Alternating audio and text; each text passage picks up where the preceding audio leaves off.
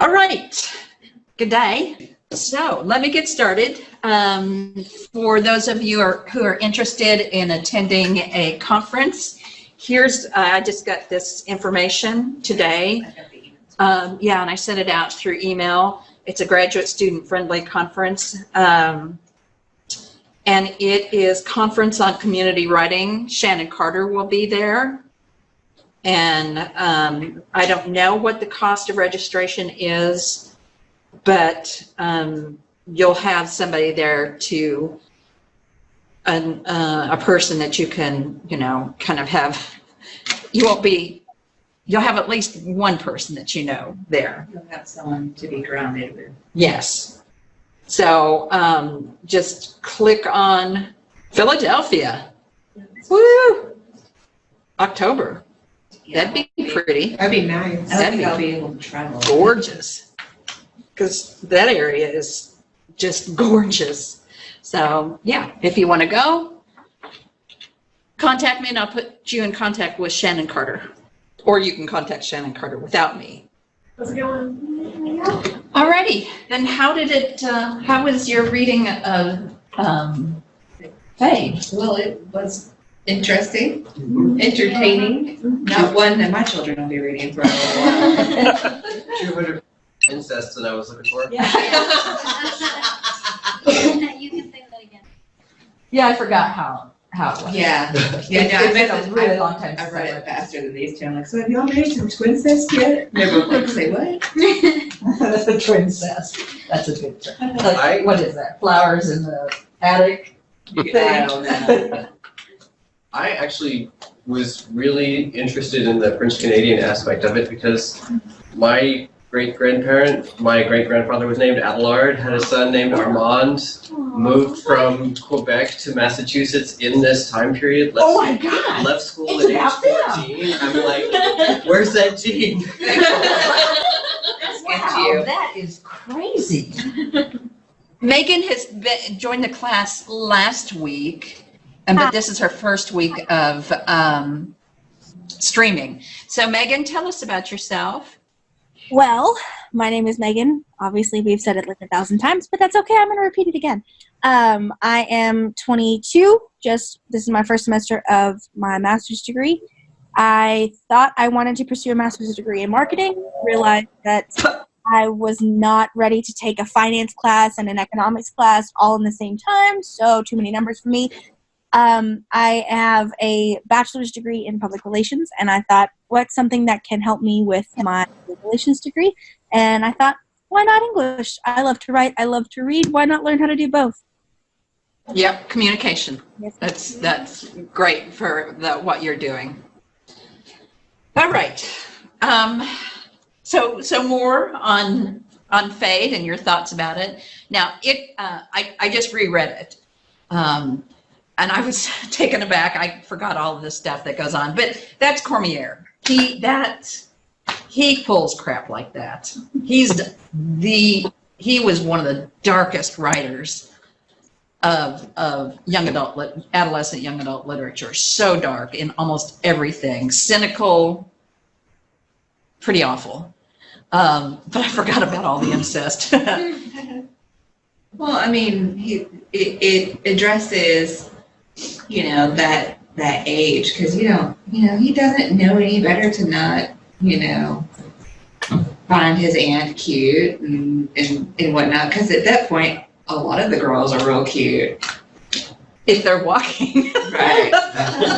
And so that didn't surprise me so much. Yeah. And honestly, the twin incest didn't surprise me as much either, because that's like when it comes to incest, that's the most common incest. Yeah. Is They live with each other. Yeah. Yeah. So, And twins are close. right, and they're going through adolescence at the same time. So yeah, it was a bit of a surprise. All right, before we go much further, I better get to this. So what's going on? You got the conference. We'll talk about next week and upcoming assignments, because I've written some things out. Some topics are better than others. But let's first go to, as Jeannie pointed out, I got it wrong, that if you were to, assignment comes at week 6, not week 7. Do we have an article or critical text to read for next week yet? So the discussion board, give me a brief overview of what you want to do for your edited collection. This is just, and I need to develop that discussion board. So what's the topic theme? And remember, you can do other things than what I've listed. Jeannie, you had a question. Right, I did. I'm just gonna get over here to the little list you have. Well, I had thought, my thinking right now is that I would do, race, ethnicity, and invisibility. And my question is, am I on the right track if my edited collection examines, it might not be exhaustive, because didn't you say we're going to do like 8 Yeah, or 10? it's not It wouldn't going to be. exhaustive, but if it examines, I'm already seeing that I didn't know this, that there's all kinds of invisibility. So would that be? Limit it to invisibility. And you can talk about, you can find articles that deal with race and other marginalized groups. So in other words, it would be, Race, ethnicity is too broad, okay, so pick, but you can do invisibility, and that can include race and ethnicity and Okay. other marginalized and marginalized. Okay. But if I say that, say on the introduction and all, when I'm discussing, about my collection, if I'm emphasizing, if I do my collection based on trying to hit different kinds of invisibility, is that, That's appropriate. okay, appropriate, that's. Yeah, so if you wanted to do something, and this comes up, I think, Megan, you brought this up about LGBTQ, correct? Yes, ma'am. Yes. Is there a word count that you want on this, or just does it? I just need to have a clear idea of what you're doing. But the intro that we write is 3,000 words, right? Yeah, that's much later. Okay. I had the same question about that. I wanted to know if it was too broad to do the invisibility thing, but not limit it to the race and ethnicity. If I could do marginalized characters and invisibility. Mm-hmm. Okay. Mm-hmm. What about mask wearing instead of invisibility? About what? Mask Mask. wearing. Yeah, you can do, Mask. so it comes Like wearing a to, mask. Oh, okay. that could also be passing. So if you, I don't know if anybody talks about passing in adolescent young adult literature or not, or mask wearing in adolescent young adult literature. Okay. But is mask wearing invisibility too? Well, you're It- hiding. It's in there, So, yeah, but it's also passing.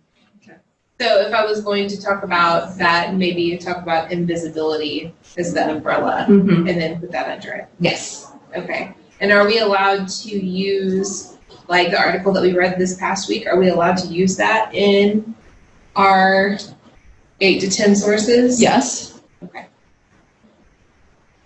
There's an article that came out after my article did that doesn't mention me. That is a real no-no. Right. Shame on them. I know. It's invisibility. And I think it mentions, I can't remember which one it mentions, but it mentions Ellison, an invisible man. I was pretty about annoyed when I saw that. Lieber or Liber, see, But his is not young adult. that's true. Okay. So it has to be young adult. It needs to be young adult. Because if you were putting together an edited collection on invisibility and young adult literature. It has to be in reference to. Mhm. So anybody zooming in have questions about that? Do you have a good sense of what I'm asking here? I think I do until I dig into it, then I probably have 1,000 questions. Yeah. All right. I'll be okay until I start the assignment, and then I'll be like, wait, I don't appreciate any of Wait, that. yeah. So as you do that, I'll probably post your questions because you won't be the only ones to have those questions. I liked it when you did that last semester, it was helpful. Yeah. But there's going to be a discussion board also, right? That will. Yes. We can put our questions there. Yes. Okay. And you'll. But if it goes past after next week, then I'll not probably see it because I'm on to the next week. So, I mean, Gotcha. So it's due next week, but after next week, you'll have to send me an email to remind me that there's something there to look at. Oh, Because I continue on. yes. I can't do the notification thing because I have You a get lot too of- many of them. I have a lot of students this semester. So if I really need to get a hold of you, email you. Mm-hmm. Okay. Yeah, don't put it on discussion board. Email So me. did we, I don't know, Matt, you take us off, so, did we say that there is an article for next week? I'm not done yet because it's up here. So we're going over. Oh, we're going down. Yes. Okay, So if you were to assignment that thing, find a scholarly article that would be helpful in understanding feed. oh. Sorry. Explain why it would be helpful using MLA 8, provide bibliographic information, upload to feed scholarship. So we find our own. Yes. So we just have to find it. We don't necessarily have to like do Does it. it- You need annotated to, on- no, but you need to be able to talk about it. Right. So actually read it, don't just, assume. Right. Okay. So, but we're not doing questions. No, We are, okay, we're not. not the people who are here face to face. No, and neither will anybody. Nobody will have to do questions on this one. So we won't be turning in any, will we turn in our article? You'll turn in, upload to feed scholarship, give me the bibliographic information. Explain why it would provide the bibliographic information, upload to feed scholarship. This is on the site, right? This is on our site. Yes. No, I'm gonna hide it from you and make everybody guess. And make you take pictures of it like my freshmen do. I started to say, where's my phone? Like, I mean, today I got that from my freshmen. They were taking pictures of it. It's right here. Don't use your phone. I might change it between now and then. If you're gonna use your phone, you use your browser, get on the website. That's right. And so I've given you here the format to use, MLA 8. Get it right. So is that I'm sorry. Do what? sorry? Is that your go-to format, MLA 8? Or just Yes, it is. Okay, cool. For all of it, yeah. I'm so used to Eight. writing articles that when I do books, it just looks way too short. it does. In Emma, if you're an English major, you have to learn MLA I was taught because long before college. I had to unlearn it and then relearn something else. MLA is my love. I love MLA.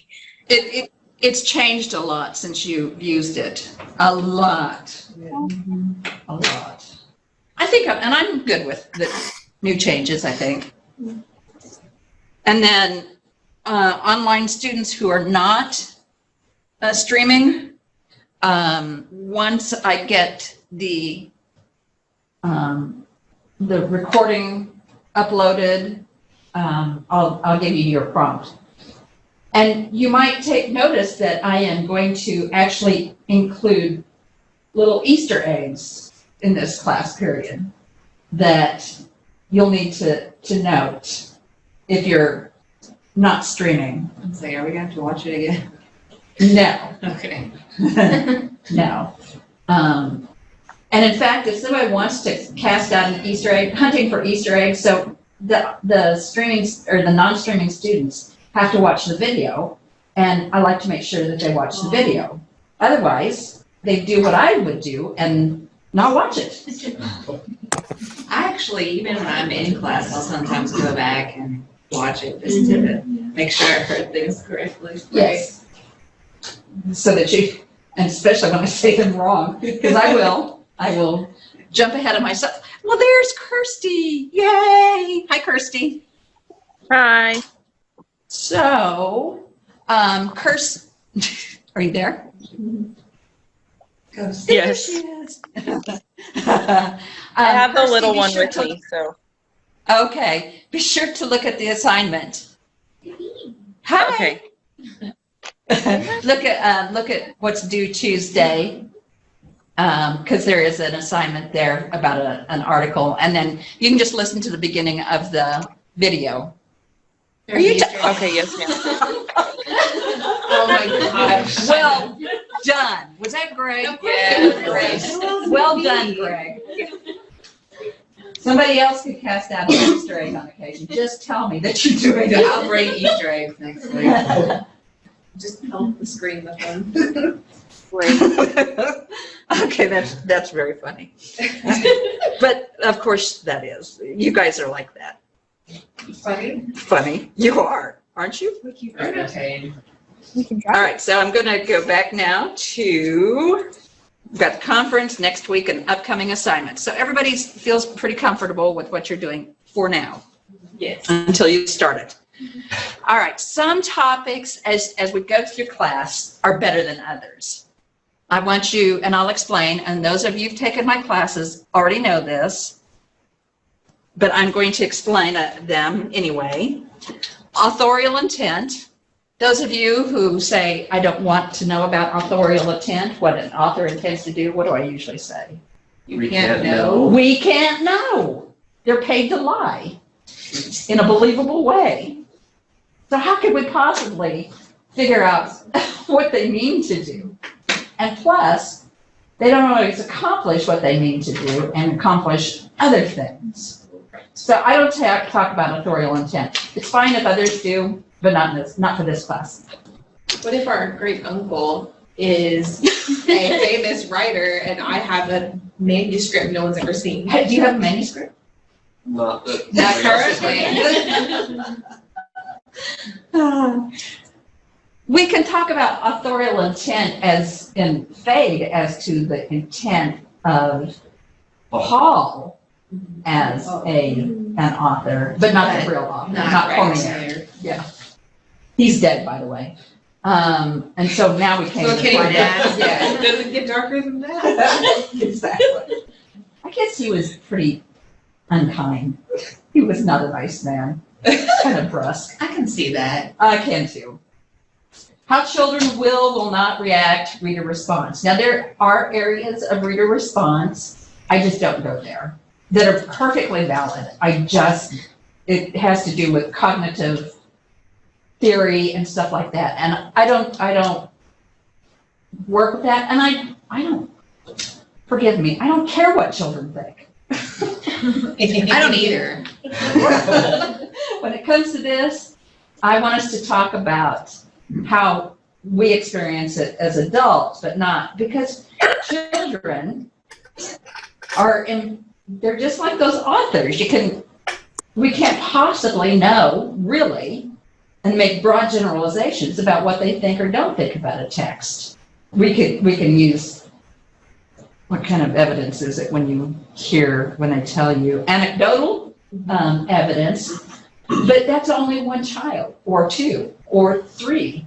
And if you were going to do a study, then you'd have to do internal reward permissions, and it's way complicated when you get to talking to minors. People in education who do that know that it's a rigorous process. Yes. And you don't want to do it, and I don't want to sponsor it. Well, okay then. Yeah, I'm just being honest. There's Jennifer. Jennifer, yay. Okay, Jennifer, be sure to look at the assignment that's due next week because there's an article assignment. Topics in education. So this is a lit class. And I kind of stick to lit because I am not in the field of education per se, as in educating young people. So, I don't know what's best for young kids. I don't know. And this isn't a class in teaching kids. This is a class in talking with you as adults about adolescent and young adult literature. So generally avoid those kinds of things. There's so much for us to talk about that we don't really have to go in these three areas. Boy, is there a lot to talk about with that book, as your questions showed. So, are you ready for your productive questions? Sure. Okay. Do it. Do it. Jamisa, Toni Morrison's viewpoint that much of American literature that was previously taught without consideration of African and African American may echo more so now than it did in 1992. 1992. It's certainly more than 1922. in 1992. I know from primary and secondary research that assigned readings for many high school students, including the advanced placement English and history classes, continue to focus on white, impoverished, or middle-class backgrounds, from Salinger's The Catcher in the Rye to Steinbeck's Grapes of Wrath. By the way, she italicized the titles of that, and when I copied it over, it didn't transfer, so that was right. This could be an avoidance of the topic of slavery or the Black person's identity as an American. So, and here we're going to journey off into high school teachers. What does the canon consist of that you have taught? Dead white men. Dead white men. They're trying to, like, whenever we went through the state textbook adoption 11 years ago now, we're fixing to go through it again, yay. But they tried to pick, that was one of the ways that we picked the textbook, was by like the diversity of authors in it. But at the same time, like she said, like the advanced placement English test is still mainly about dead white guys. I mean, we have Bless Me Ultima in there occasionally, and like Angela's Ashes, who's still white, but not your typical, but still. Angela's Ashes. Angela's Ashes has shown up on the AP exam before. I taught that sophomore pre-AP. Very interesting. Yeah, it's been a long time since I've read it. But yeah, it's still a lot of dead white guys as far as what's actually on the AP exam. I wish Lynette needs to be here because she teaches AP Lang, but still she'd know. And I will be the first to confess that when I started teaching children's and adolescent literature, I stuck to the texts I knew, which were white. I brought in some who were written by authors of color, but not very many. I still haven't gotten to LGBTQ texts. I'm working in that direction, but I need to know more about it before I feel comfortable in bringing that into the classroom. I need to know the scholarship, and I haven't. Scholarship doesn't stop. It just keeps going and going. And I can't get caught up with anything. So it's coming, and I'm reading books now that take that topic on. And of course, it does students a disservice, students of color, and white students. It does everybody a disservice. And it's really frustrating that it's still so behind. I think university classes teach a pretty broad and encompassing variety. Early American Lit isn't going to be as easy. The texts are there. It's not going to be as easy because the Puritans dominated that period. But in general, was somebody going to say something? Oh, I was, No. I don't know if somebody else was, but I was just going to say, I would say my first year or two, I kind of echo what you were saying about just kind of sticking to what you know and you're comfortable with. But I would say by about year 3 and since, we've adopted, sorry, am I cutting out? Nope. Okay, sorry. Nope, you're doing fine. We've kind of adopted student text selection. So we have one anchor text in whatever unit we're doing. And then students have that choice, but it's very, we all collaborate into it. So we actually have a number of African stories and things like that drop in. And kind of always have, we kind of have that, we call it flavor, everything's different. But we pull a lot from Harlem Renaissance and all that kind of stuff, just speaking specifically to American Lit. That was part of that question. But Langston Hughes and things like that typically are common ones also that I see students enjoying. But I think honestly, we always do a multicultural approach. So we have Haruki Murakami and Japanese authors and Egyptian, Alifa Rifat is a one that my female students love. So a lot of because we try to keep everything in a global conversation, not necessarily just focus on America specifically, but in this global conversation on these topics. But That's great. yeah, so and the students really enjoy it. There's always something for everybody. We end up with 20, 25 texts for them to choose from. Toni Morrison has been a favorite. Maya Angelou, I mean, just all kinds of things. So whatever that particular unit of study is, we try to have a lot of selection for kids on that. So I think there's certainly a way to do it.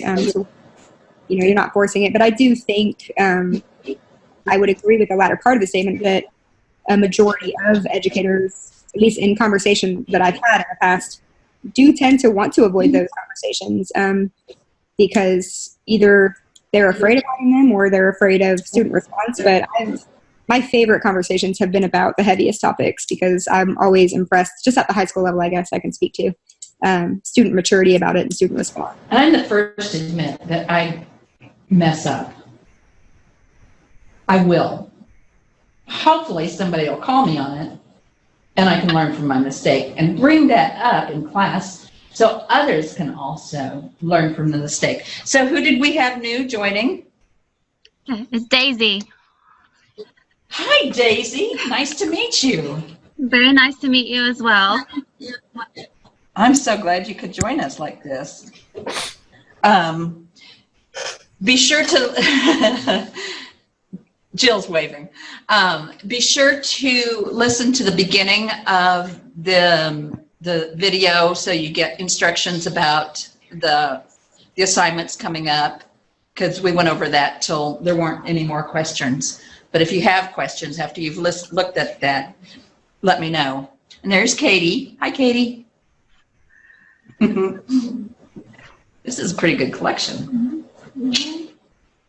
Yeah, look at what all that work that you're avoiding. Yeah, avoidance. Afraid of making mistakes, afraid of, or just feeling uncomfortable, or feeling like that person, a white teacher, doesn't have the right to talk about it, or any number of things get in the way, or laziness. Just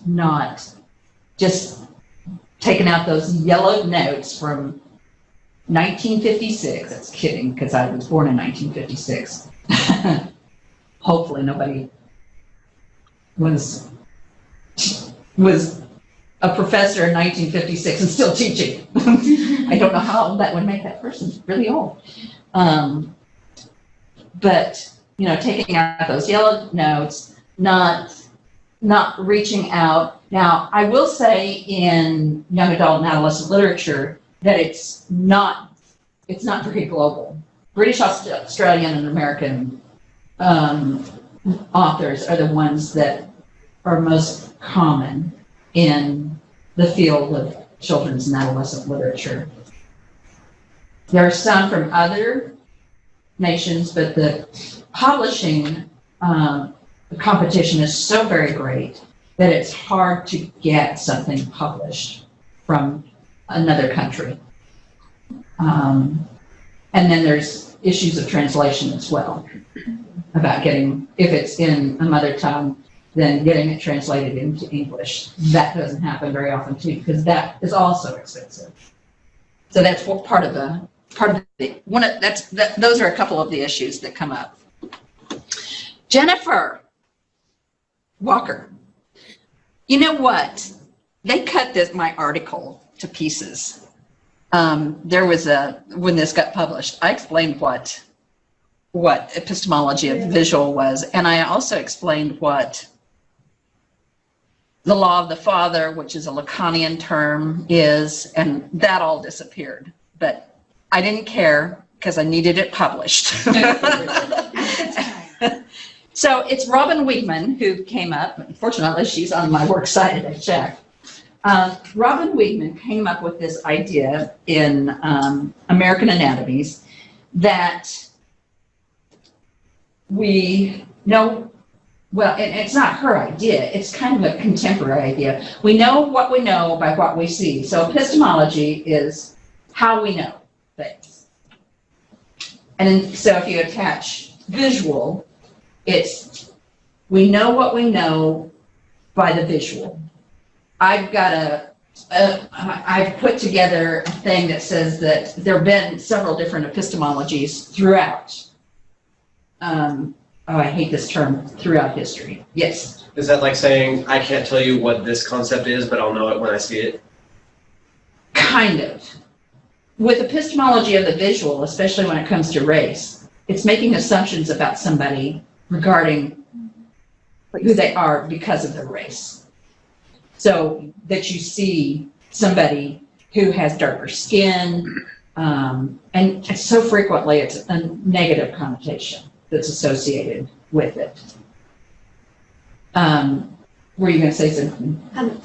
So what did you say about epistemology by itself? Epistemology means the study of how we know what we know. Or how we know what we know. So is this where like stereotypes come from? Yes, yes. That and other places. There has been what I think Richard Rorty called, it was in the 1950s, probably with the popularization of television, that the visual became all-encompassing. If you think about the early church, humans knew what they knew. Western humans knew what they knew through the church. The church told them everything. They didn't have to read. The church told them what was gospel and what was doctrine. And if somebody wanted to disagree, they could be excommunicated. So it was not about so much about the visual as it was about what the church conveyed. Or perhaps, let's see, there was epistemology. That was the earliest one. Epistemology of print, of the written word. And that doesn't hold true so much anymore because it slipped away kind of with the internet. Even though those are written words, it's not quite as prevalent. So it used to be that if it was in a newspaper, by golly, it was true. That's all there was to it. And once that changed, let me see if I can find it. So, I should probably address ontological expense of this too. But epistemology is defined narrowly. Epistemology is a study of knowledge and justified belief. So how we know what we know is how, that's my paraphrase. Epistemology of the visual, dominated by images, what we see. Particularly important in a visual culture such as ours. Epistemology of the written, dominated by the written word, and this is from now to past. What we read is the truth. Print, paper culture governs. Epistemology of the scientific, dominated by scientific fact, the scientific method, the scientific revolution, roughly the 1450s through 1720s. And in that period, it was, science ruled. And that's along with all of the movements that accompanied that, including the scientific revolution. Copernicus to Newton. An epistemology of the church, dominated by the church, beginning around 325 AD when the Council of Nicaea, consisting of 200 to 300 bishops, met and basically determined church doctrine. The major period of influence, though, would have been during the medieval world. The church was all powerful. This image of the papal palace at Avignon should demonstrate just how powerful and wealthy the church was. So, you can, these are just, they intersect because the epistemology of the church is still the truth for some. Epistemology of the scientific, still the truth for some. So they merge in and out. It's never discrete. Because if the epistemology of the visual is currently all-powerful, then appearance matters. For Westerners, in our instance, people from the U.S. frequently use the visible characteristics associated with race as a shortcut to determine who an individual is and how that person thinks. and how that individual operates within various institutions that are part of American life. That's that whole, first impressions matter type thing. Yes. Indeed. I should also, for us to think about what's going on with FADE and with, and I think they left this out of my article too, and with other texts, is something called ontological expansiveness. Ontology is a branch of metaphysics concerned with the nature and relations of being, a particular theory about the nature of being, or the kinds of things that have existence. This is, and Sullivan, Shannon Sullivan came up with this. I can't remember what the book is. She writes about ontological expansiveness. So that would mean one who is ontologically expansive can go wherever they want to go, do what they want to do. And that is something that's attached to race, most definitely.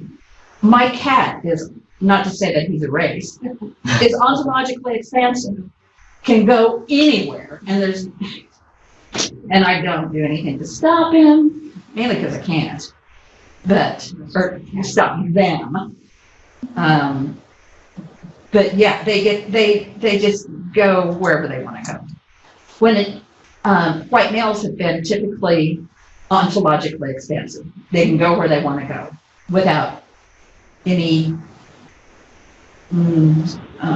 reservations or obstacles in the place. That is not the truth in case for people of color. And I use this book, If You Come Softly by Jacqueline Woodson, about a young black male who is from a very influential family, and he gets killed, he gets shot by police because he's supposedly in the wrong neighborhood, that's air quotes, supposedly in the wrong neighborhood, when he has every right to be in that neighborhood, that's where he lives. But he's not paying attention to his surroundings, and there's just been a robbery, and it was by a young black male, and so of course he's the one that did the robbery, and he's not. He's thinking about his white girlfriend and just not paying attention and pretending that he's playing basketball and not paying attention. He's just being a kid, just being a kid. And it's a shame that we expect them to. Yeah. So that's where ontological expansiveness comes in. And think of who's ontologically expansive in our text, both with planet and with fae. The invisible. Not necessarily. Can Buddy Clark of Planet go anywhere he wants to go? I mean, if they blend well enough is what I was kind of meaning by invisible, But that's not, you don't, It's still, when it comes to, there are conditions on that. yes. If they blend in enough. With ontological expansiveness, there are no conditions, or very few conditions. Certainly not associated with So race. is the answer then race? I mean, white? Yes. Especially when I can pretty much go where I want to go. My only thing would to be fearful of my safety. Yeah. More risk. We're the weaker sex. Right. Until I take off my heels and pound somebody in the face with them. Right. Then I use it to my advantage. So yeah, definitely there's a compounded issue of the epistemology of the visual with fade, because they can go wherever they can go wherever they want to, whether they're invisible or not, and do. Yeah. 1,000 years ago, the woman who sang Stormy Weather, I can't think of her name right now, a really pretty black woman, going way back. And I heard her in an interview say that she married a white man. when it was pretty early in her career. She said she did learn to love him, but she said she did that because, so she would have entree and accept, so that she could. Was it Billie Holiday? No. Was it? She was really pretty one. Can't think of it right now. It may come again. But because so often she could entertain somewhere and couldn't stay there or go to the bathroom there. Mm-hmm. And I know who you're talking about. right husband. So does that explain epistemology of the visual? Yes.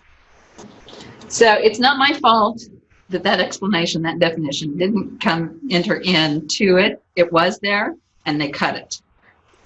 But that helped me get tenure, so whatever. I need this.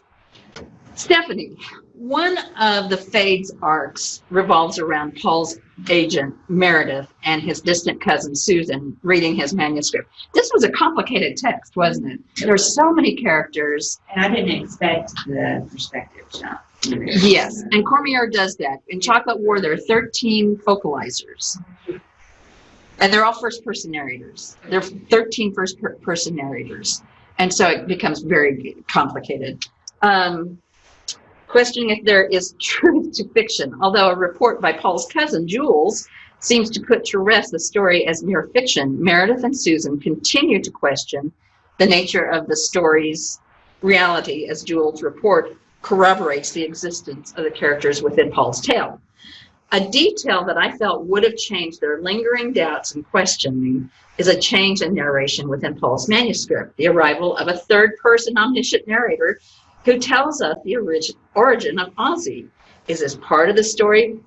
Is this part of the story part of what Susan is reading in Paul's manuscript? If so, then why not? Why would she doubt the fiction within, as Ozzy's origin prior to his encounter with Paul would be known only to the boy?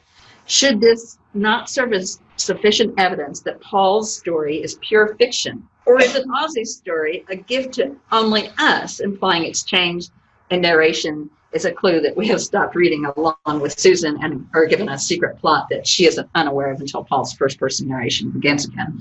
Are we simply fated to the same doom of Susan to end this tale filled with doubt? Yes. That goes back to the reliability of narrators and who we're seeing things focused through and how we're seeing it. So, who do we believe? Do we believe Jules? Because he's the one that the whole story, though. You only had half the manuscript. If that's true, then would it make any difference if he had the full manuscript? Because he believes, period. He does not believe this happened.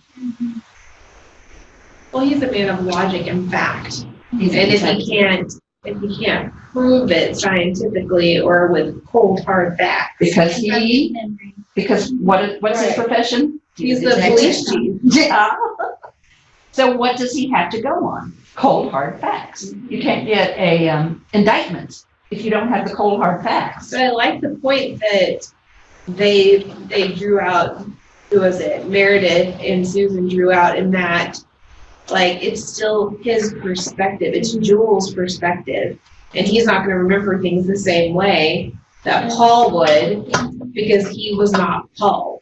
So Jules might not find his aunt attractive, but Paul might. Right. Yeah, in fact, he said about, he said that she wasn't that attractive. Well, you're not hitting puberty. Well, and Paul, like, you very distinctly remember how you felt about something or someone. You don't necessarily know how, like, because if Jules never felt that way, then he wouldn't have remembered her as hot. Like, so it's just, I don't know. Like, he can't attest to what Paul's feelings were. It doesn't matter how close they were. Do you ever truly know anyone? No. That's what I called my freshmen out on this morning. That just drove them crazy. One of their assignments is they're writing public service announcements, and one group is doing it on identity and being true to who you are. I said, who are you? Well, I'm me. What does that mean? What do you want us to do with that? Well, don't let other people influence you. What if you're a sociopath or a serial killer? If that's truly who you are, you know, I'm messed with them. Yes. So do you advocate that? Is that what you want? Oh, they were annoyed with me. So very annoyed. That's an Easter egg, by the way. The good and the bad. But I understand what they were saying. They were talking about. They're trying to do that whole positivity. Yeah. But they don't even know who they are right now. They're 18. They I don't even know. know. I'm 33 and I don't even know. Yeah, who but I right now am. we know that we don't know. Multiple times. But Believe me. if they don't want anybody to influence them, why are they coming to class? You're an influencer. You're influencing. It's true. That's right. Watch out. Well, the little freshman minds, they can only handle so much. Poor babies. Yeah, and heads are gonna explode for sure. So fun to watch. I know. It's so fun. I remember being in your shoes. How many believe the fate actually happens? I want it to. I'm kind that's- of torn. that's- Part of me thinks there's just a lot of mental illness running in this family. You know? Because if it didn't, then how did he witness all of that? Was he hiding in the closet where she could see him? Or is this just fiction? There are people that do that. Keeping Tom as a thing. This is true. Or did he make up the entire story as a child? Like, it's just.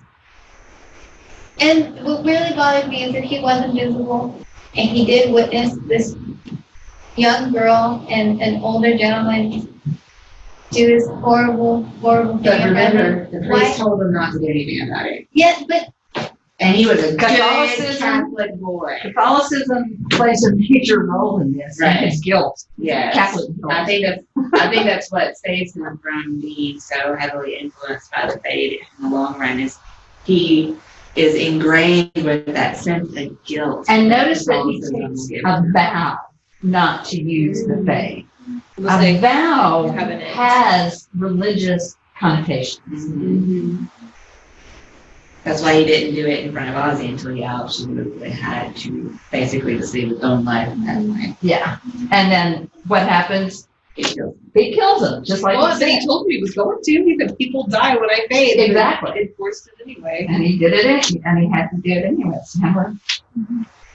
I think she said something too that really hits me, is she said, I wanted to believe. And, for some reason, you're kind of on the rooting for the story somehow. I never really thought of that before, but I felt that more in this book than many times, Mm-hmm. You want it to be true.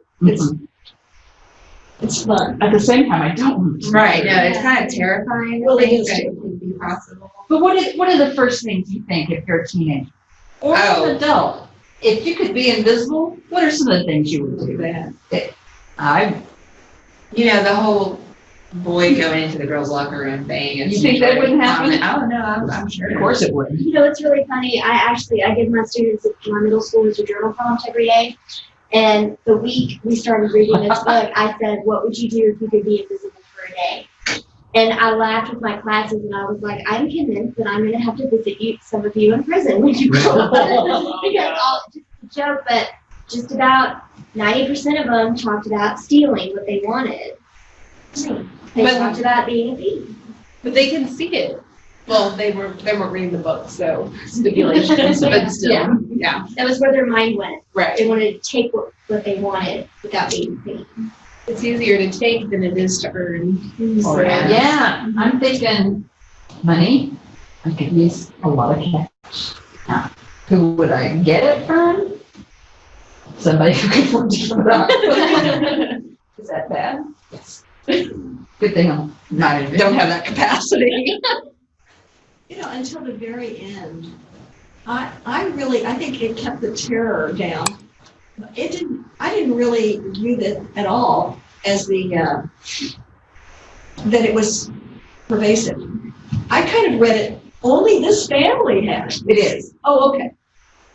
It's a DNA. As at least as far Okay. as, their It knowledge, seems like because they it's- admit to not knowing Yeah. where or how or what. Seems like though there was some questioning at the end that made me feel like it could. Well, I Or was is there trying to another figure out, person? I was trying to figure out who that other person could be. Rose Yeah. would have had to Oh. have another son. And it didn't Yeah. necessarily have to be, Still would Rose. they have had to be Rose though? He had Who- other siblings. Yeah, because that would be Ozzy's sibling's child, Ozzy's nephew.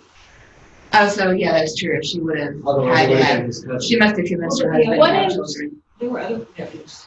What about the aunt that he was in love with? Couldn't She could have had. She could have had. No. Yeah. Yeah. She could have had. Yeah, but They they don't don't know know that. anything Oh, yeah, about she could have what happens to her. Right. And Somehow the tree branch moved along. So. And did anybody feel like, okay, so this is why whenever you did that, like a hair stands up on the back of your neck whenever you're walking somewhere by yourself, like this is why there's somebody actually there, I just can't see them. let's be Anybody unholy. have that like I terrifying like thought? that term. I like reading Me that too. section of the article. I really like that Yeah. because I'm dealing with that in my children. I was like, oh, it makes sense now. Strangers, little strangers. I was going to say real quick, Jewel should have been able to verify more specific details about the murder. Paul knew very specific details, and he was saying, well, everybody knows that this guy was murdered. But Paul knew, like, he was stabbed once in the front, and he fell. He was stabbed multiple times in the back. That probably is not The thing as is only common killers could But know. okay, so true crime things. You can't, if the case is not technically closed, you can't disclose certain information about a case. So And it wasn't. it was never closed. I mean, it became a cold case, but it was never official. So he might not have been able to convey whatever Maybe. information, and he might not have felt it was important anyhow. But again, I don't think Jules wanted to believe. No, he never wanted to believe. And so if I don't want to believe, I can come up with all Well, kinds of then he reasons would to have to- disprove it. Yeah, exactly. Because if he chose to believe, he'd have to believe that his own cousin could do such a heinous act and murder somebody. live with it. Right, and then And he didn't catch never it. tell anybody. And either. Jules didn't catch it. Mr. Detective Extraordinaire has a killer for a cousin and had no idea. And we don't even know how good he was. Doesn't matter. We don't even know how good he was as a detective. Well, I mean, he made He up the wasn't rank. chief of police. Or chief of police. Could have been crappy. He could have In a been. really small town. I've seen film. I'm sorry? In a very small town. Yeah. Yeah, it's a small town. All right, Shay, here you are. Cut my question up. I will. Oh, It was a big old long paragraph though. yes, I did. I cut it down so we can see it. I can justify my question. Yeah, and you can do that. And when I got to tell you, when I'm working from D2L, it gives me all kinds of complications when I go to copy and paste. Gotcha. And so it doesn't always things don't always come through as they should.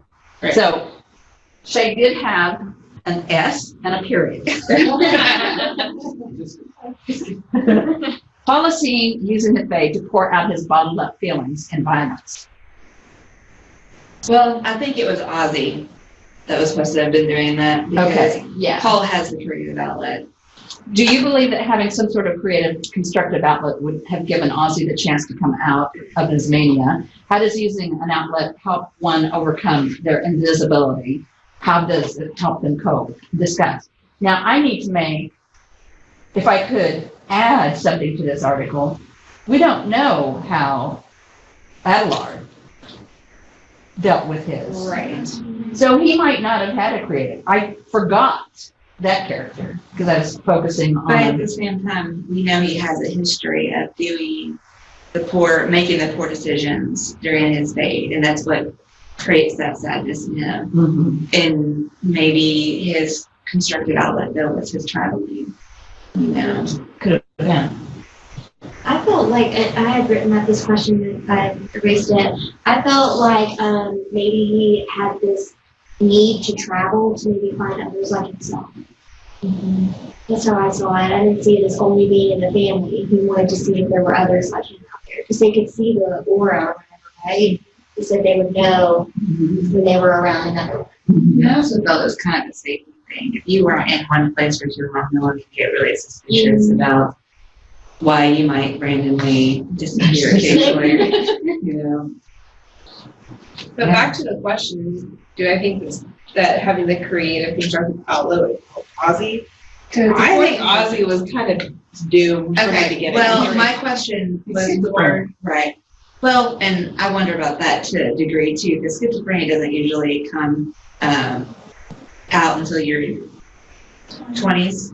It's very rare that you are diagnosed schizophrenic before your early 20s. And how old is he? He's like 13.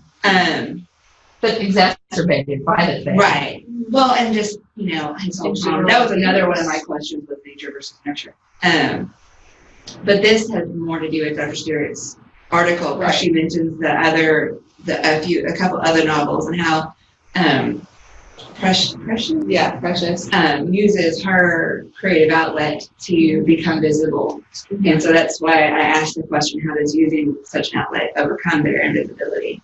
Because, and would that have helped Ozzy if he had, because even I'm willing to give Ozzy a chance, man. He just had such a right. He didn't because have a starting off though, because from what we read in Ozzy's sections, his mother was originally a very caring mother, and her first husband was a very good man. Mm-hmm. It wasn't until he died and she was forced to marry to survive that it became an issue. So part of me wonders what could have happened, what if it got in this direction, or what if, but when she left the kid. She said, I can't take it anymore. Well, and left him to take us. Well, Freud actually had something to say about creative outlets. And what was it he said? That sometimes sometimes our unconscious comes out in really unpredictable ways. And I told you about the slips of the tongue, and how one might say something that they really didn't mean to say, but it makes sense. But they really did mean to say it. But they didn't really. But it was back there, so it came out. So it's on their mind. But that kind of thing comes out in other ways, and one is through artistic ability. It comes out through dreams, so that your dreams reveal your anxieties, and I know that for sure. And then the artistic ability, whether it's writing or art, creating music, composing, whatever. That's one of those outlets, one of those valves that Freud talked about in getting that, dealing with that stress and that anxiety. So there is some evidence for, if you're a Freudian, in thinking about their art as being something of a valve, pressure valve. And a lot of therapists and counselors will encourage their patients to journal or, do something in order to take what's inside and put it out, get it out. Because once it's out, it's sometimes easier to manage because that's actually not quite so bad, and that's kind of how I was here. Is like Paul has the outlet of writing, and so he uses his writing to kind of cope with the release his situations, to some degree. And so, and there was I believe it was a Law and Order Criminal Intent, where the artist used human blood of his victims to express his art. Well, I got back to the thought of, I went back to Plano Junior Brown a little bit, and with Junior's Red Man, his Red Man was his expressing of his troubles. Who is he? Is he this black-white guy, or is he this black guy? And so I kind of. But he's also a teenager, and his mother doesn't want to be a teenager. She wants him to be a little big boy and a grown man. Right, but that's how I saw his that particular piece of art was his inside out. If I'm not mistaken, this is called the Künstler Roman. Let's see if I can find it. I think that's the one. It's a German word. And you know, in German, they just keep adding syllables. Meaning artist novel in English is a narrative about an artist's growth to maturity. I think I've seen something where the Künstler Roman is not just dedicated, just not the novel, although the one that's typically used is the one something as a young artist. What is that book? James Joyce. What does anybody remember? Portrait Artist. as a young man or something like that. That's the picture of a Künstler Roman.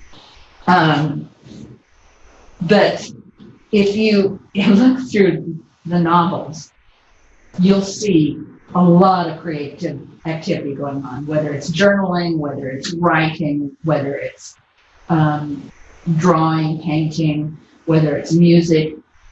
It's really prevalent in children's, adolescent, and young adult novels. They have that creative outlet. Dear Mr. Henshaw by Judy, I think that's Judy Bloom. No, Beverly Cleary.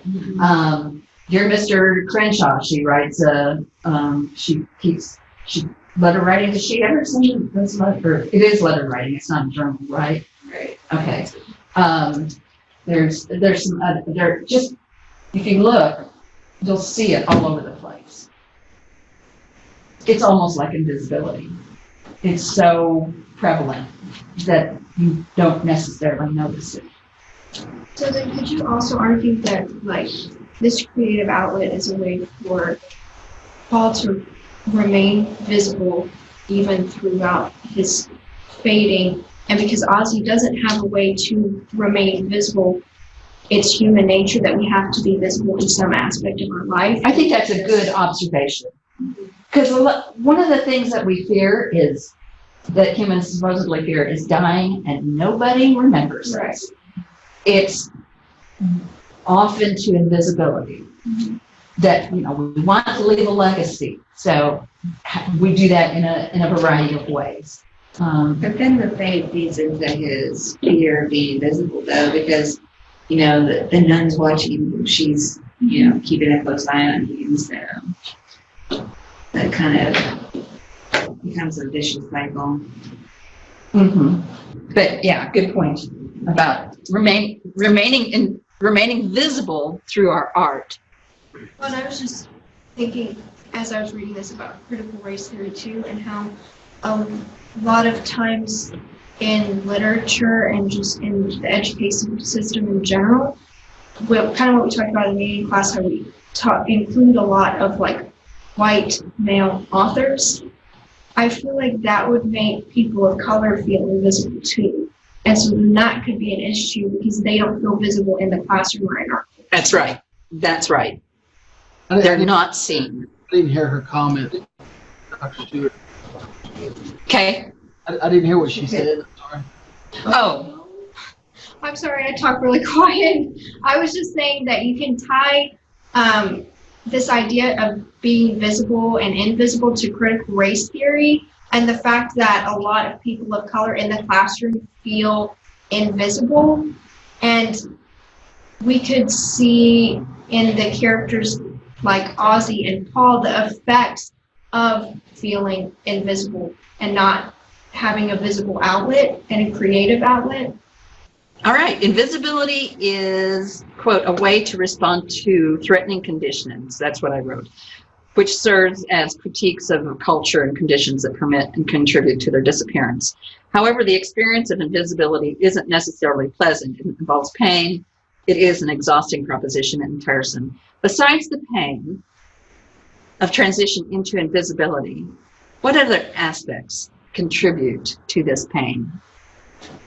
I think it's the pain of being invisible, the sense of that nobody really cares to see them, because that can hurt. Yes. The emotional pain of being invisible rather than the physical of transitioning into the invisibility. And visibility and invisibility, it's the two-sided blade, where Precious, for instance, doesn't want to be seen. At the same time, she needs to be seen. And she wants to be seen. She wants to leave her legacy. So go ahead with what you're saying. Oh, yeah, I just want to thinking about whether we can think about this kind of pain as a symbol of, as also she said, a kind of strangeness that children feel when they are transitioning from childhood to adolescence, like what we have we see in this novel. Actually, transition from childhood to adolescence is marked by some kind of behavioral and emotional angst. Yeah, it's angst. Problems. So it can be considered as a kind of pain of entering the puberty, something like that, because you see, I like the way the author of this novel put these two together, the transition from childhood to adolescence, and at the same time, these two guys, Paul and Ozzy, find this power, this extraordinary power. And you see, when children are transitioning from this stage, childhood to adolescence, they are somehow, and they face some kind of crisis of identity. They don't know who they are. They feel more powerful, and they're very vulnerable of just showing some kind of savage behavior or going on to rampage. And especially those children who suffer a lot during their childhood, they show such a savage behavior much more, like particularly Ozzy here in this, he suffered a lot because of being abused by his fake thoughts. So he sees that now this new stage of life, this adolescence, is a good chance for him to take revenge from those people who abused him, and he goes to extreme in using his power, because now not only he feels more powerful, but also he discovers himself equipped to get such kind of extraordinary power. So he uses this to take revenge, and this pain, I think, symbolically showed how he suffered in his childhood and how he's gonna take revenge from those who tortured him while he was a small child. He had no, he was not strong enough to defend himself, but now he's strong enough to just say whatever. Where does the nun fit in as sister? What's her name? Annunciata. Annunciata. Sister, because she's been kind to him, hasn't she? Mm-hmm. So, but he wants to kill her. Yeah, well, he doesn't, and okay, so I felt that Ozzy or pre-fade Ozzy didn't want anything to happen to her particularly, because, she's been this dumb, why worry about it? I think post-fade Ozzy, with the influence of the fade, is why he ultimately feels like he needs to kill her. We can almost look at the fade, not just as a fade, but as that other side of his personality. The same for all of them. It's the dark side. There is no question. It's the id. That's what the fade is. It's the unconscious.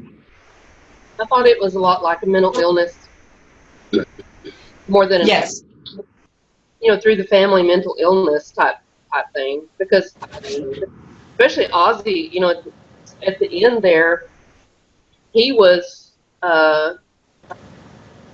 he was paranoid.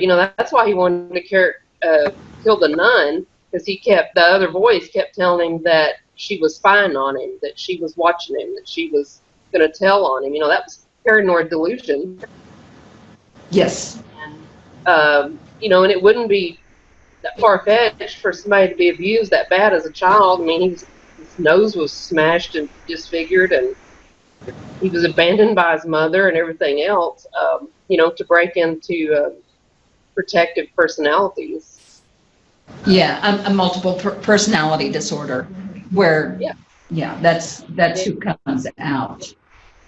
And Paul, you know, his invisibility came along about the time of puberty, and his embarrassing little episode with his aunt and such. You know, he probably wanted to be invisible for quite a bit.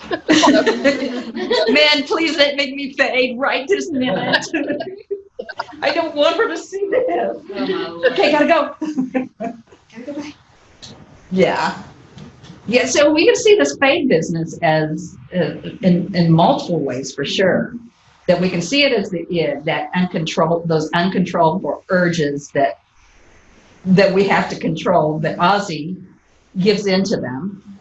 He has no way of coping. He has no coping skills whatsoever because he's never been provided with any. Ozzy didn't do anything sexual like the others, did he? He was only violent. Mm-hmm. Abelard and Paul sexual. Yeah. I mean, it all happened so fast with him that. Right. And then, you know, one thing I did find odd is that when he goes into the pain doesn't last long for him. Like, there's almost no pain for him. Mm-hmm. And you know, it's like he's so accustomed to pain and violence and anger, and that's probably why. He says, you know, that when his stepfather was beating up on him and he told him stop crying, he taught himself to do that. So maybe it's just that he was so accustomed, like you're saying, like he was so accustomed to feeling that pain that it just didn't affect him in the same way that it did. He was forced to be emotionally stunted, and the only thing that he was familiar with was the anger. Yeah. Good analysis. It's a rich book, isn't it? Mm-hmm. When we start peeling it away, which is what our job is. Yay, English majors. I can never read books the same way. Allie, is it significant that only that only male characters can fade? Considering the gender roles and systems in place in the 1930s, would the fades be easier to navigate for female characters? Well, they're already invisible. Right. Females are already invisible. And we know how to like manage multiple open tabs in our brain, unlike men, well, most men. And so, I'm sorry, I try not to. I love you. And and although I said no authorial intent, looking at Cormier's other novels, they're very male-driven, very male, and he focuses a lot on violence and sex.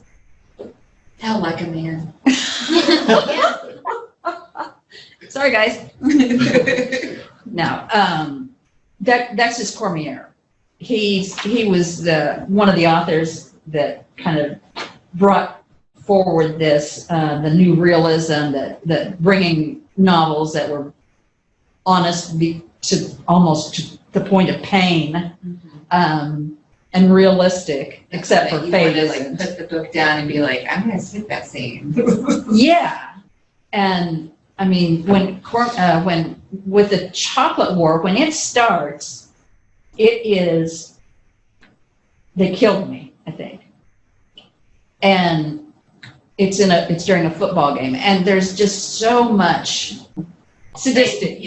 Yeah, he's surrounded by sadistic people, including Brother Leon. It's a Catholic school. Yes, they're the best. And so he's just, I don't think I haven't read everything by Cormier because I can't bear to do that because it's just so dark, all of it. I don't think I've read anything cheerful or moderately cheerful. There was certainly no happy ending, that's for dang sure. No. I thought it was quite controlling of the men in this novel to say, we're not going to tell anyone in our family, we're not going to tell the women that they might give birth to a boy that has this power. Right, to give them the option to not have. Yeah, That's very telling, you're right. Yeah, we're going to let them have this boy that might be either very charming with this power or very destructive. And really, do we have any real examples of whether it would be used in any kind of good way? Like, honestly, no. With Paul, he completely avoids it. Like, he isolates himself once, when the fade comes on, so that he doesn't do anything like that. And so, we're never given any kind of positive experience with it. Mm-mm. Mm-mm. That's Cormier. Yeah, I think, well, I don't know his Cormier's intentions, and even if I read them, remember, authors lie. It's still really the presence of violence and anger and the worst characteristics of human behavior. He focuses on those in his novels. Women don't come off so well.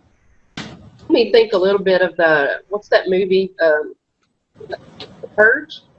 Is that what it is? Yes, I can't watch that. Well, I haven't either, but I know, I at least know what it's about, where you have that one day a year that everything's legal and everybody goes on murdering sprees and such. And I kind of thought that the characters in this, that once they were invisible and weren't likely to be held accountable, nobody could see them do it, that their natural instinct was to go dark, to do violent things instead of do something good. And I think do all the things they want to do, like they can't do. I think that could also. Sorry, Megan. Sorry. I think it could also coincide with the fact that they have had these pasts and have had all this stuff happen to them, that it's kind of ingrained that when the fade takes over and when it happens, that they just click to the response to what they couldn't do when they were visible during all of this past trauma. Yeah, Paul doesn't have a whole bunch of, that's one thing that I wondered, because Paul doesn't have a whole lot of trauma in his youth. No. Aside from being a Canuck, and his dad, his parents seem to be real good people. His dad wants him to get an education so he can, do something outside of being in the shops. And his mom seems to be a real nurturing individual. And so that's what really struck me is, he still did the more, like he didn't do he didn't go on a made epic rampage, but he still did the things that he did are legal things. Sheriff spying. Right, exactly. And he killed a man. Right. What do you Don't forget that. What do you think about the Fade being its own character? Because it has a voice. But only with Ozzy. We don't see but that's an not articulated voice with Adelard or Paul, or for all we know, anybody else. But with Paul, we know that he has those impulses. He doesn't tell us explicitly that the voice says this. That doesn't mean that it didn't happen. But he might have those impulses would still be present even if he was not invisible. He would just no longer have an option to actually go do them. Go ahead. Maybe we got to hear that voice through Ozzy because it was an omniscient narrator, and we didn't get to hear it through the first person narration of the others. Or perhaps that voice develops the longer one goes into the fade. Yeah, because Ozzy stays in it for a while each time. Yeah, and he uses it frequently. Mm-hmm. Well, I would also argue that the Fade as a character even has more than a voice. It has some control of fate in that it saved Paul's life when he was at the Clinton meeting. Mm-hmm. I mean, he didn't even know about it yet, and it just went in there. So yeah, and he couldn't control it, Okay, Stuart discusses, Emily, this is you, the epistemology of the visual and its effects concerning race. Can the epistemology of the visual be applied to Fag through Cormier's descriptive text? If so, in what way? So, how does epistemology of the visible play out with invisibility? All the characters. Okay, so that kind of makes me think of the moments when people are looking directly at them but can't see them. So like that play on the mind, you know, like in What's His Face's office when Paul goes into coma. Like he's sure something's going on, but he can't be sure of it though until Paul picks up the knife when he's invisible and becomes all ghosty. So that whole knowing what we know based on what we see, like we know something's there, but we can't see it, so it must not be there. Well, like the librarian in Ozzy, whenever he's stalking her and she can't see him, and the dog is even confused. The dog can smell him and knows he's there and pounced on him and is still confused because of the visual being absent. And I was also thinking about when Paul's following his aunt, and like what really stuck out to me is that Cormier is very descriptive to begin with, and it's very much describing what she's wearing, and then it even goes as far to say the heels, and that no other woman wears heels like she wears heels, and that you're already looping her in this category that she's separate from other women, and she's wearing heels, which have their own kind of stereotype with that. I don't really know how to describe it, but you just. Well, he sexualized her, so it's going to be sexual. And she's kind of a loose woman, you know, given the time period. That's what we're told. That's why the family kind of, you know, lets her do her thing. Right, because they don't really associate a whole lot with her because she goes against the societal norms of what a woman should be.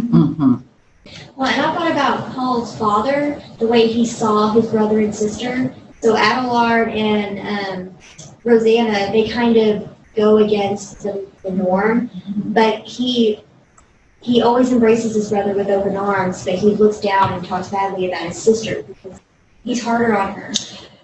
Brothers usually are on sisters. Yeah. That has something to do with the fact that she's a woman too. And in 1930s. Yeah, she's crossed that line. She is no Madonna. Well, I don't know that anybody else really knew about her pregnancy though. Like she kept that from the family. Now that's Rose. That was it. No, but both of them.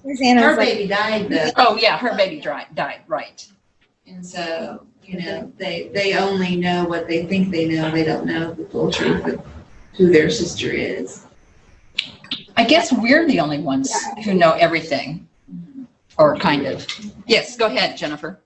Well, I was just going to kind of couple that idea. So this idea, like responding to that question, I think it's because one thing I wanted to ask a question about that I just couldn't articulate was this repetition of secret keeping and not knowing who people really are. So kind of coupling that with this question, I take that sort of to mean that you only know what you know when you're invisible.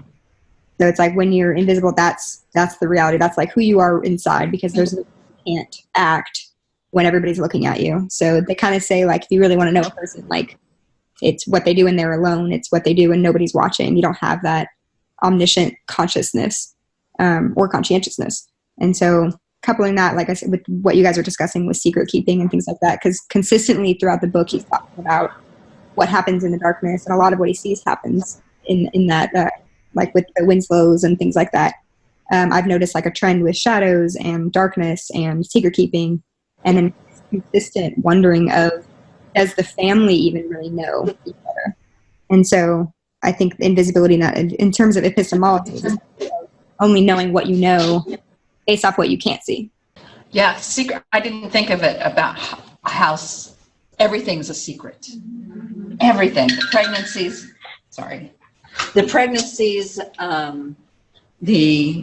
And Paul seems to be the only one that really learns any of the real truth about people in his family.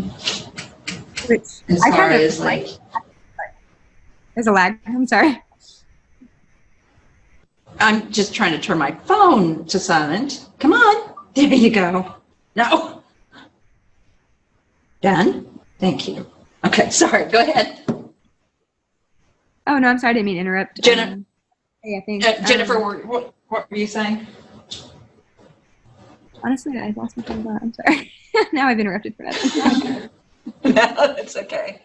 well, I was just saying that it seems like Paul is the only one who has any clue of the true nature of people. And in only 2 cases is he told this by the person. Mm-hmm. You know, he learns it through being invisible of the others. Mm-hmm. That's what I was going to piggyback off of what you were saying was what I thought was cool, maybe metaphor, was that Paul is a writer. So he's one of the only people who knows everything. So almost as a writer, you have that omniscience, that you know everything about the characters, you know all that stuff. So I thought that was kind of cool. Yeah, and you get to spin a type of truth as an author. But also in a lot of ways, he's seeking out information when other characters aren't. Yes. Yeah. Not maybe with Adelard, but like he's actively going and getting these stories. Yeah, Ozzy doesn't care. Mm-mm.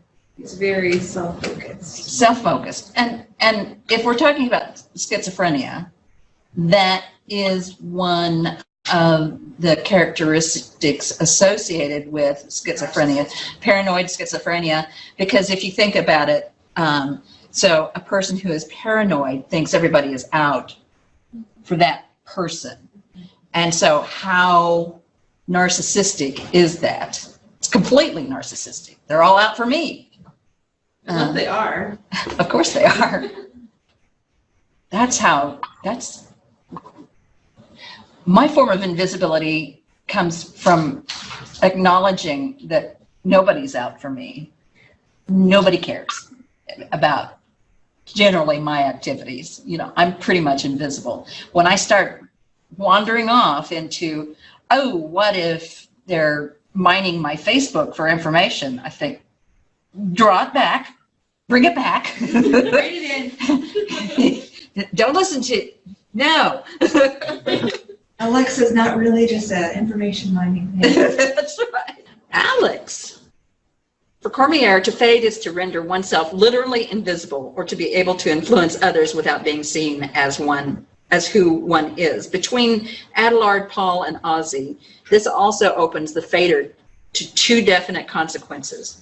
A temporary breakdown of right versus wrong, and there's no question that happens. Morality while in the fade, and an early physical deterioration.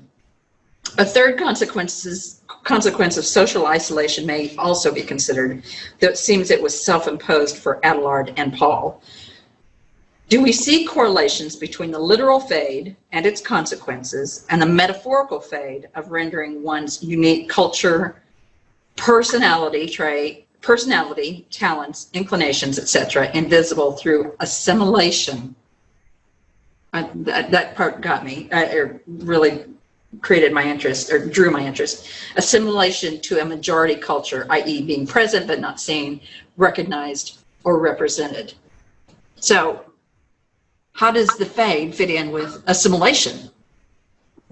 You have to blend in case you disappear. Like you can't be an activist or like a really outspoken person, because then people are watching you all the time and they can't, then if you're just randomly not there or you disappear while you're giving a speech or something like that, then you're outed.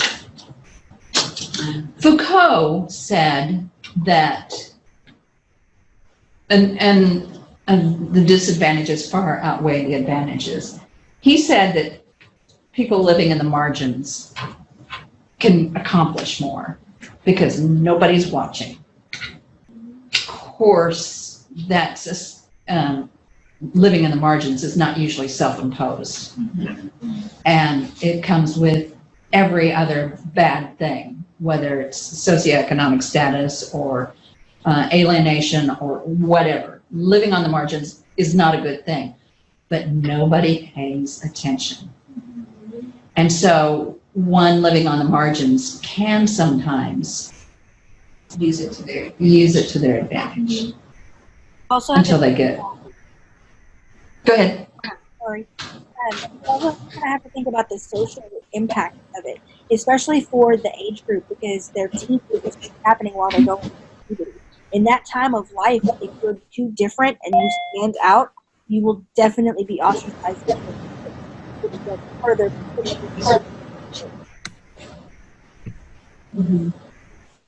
Yeah, you cut out for part of that at the end. So basically what I was saying was, since they're going through puberty, like in that time of life, if you stand out and you're too different, you're going to be ostracized even more. So which then exactly further into invisibility. So you have to kind of try and balance on that just invisible enough to be normal, whereas instead of being too different or too invisible. Yeah, and that's, I think, why invisibility is so prevalent in adolescent young adult novels, for that very reason. It's that horrible balancing act of not being too obvious by claiming a sense of self and identity, yet not being out there, being ostracized. How many of you felt kind of, I was not the popular kid. I was not either. I had friends in all the groups. Like I could bounce from person to person, but I was never popular. No, I wasn't either. And Who I was the invisible kid in the corner. Do what?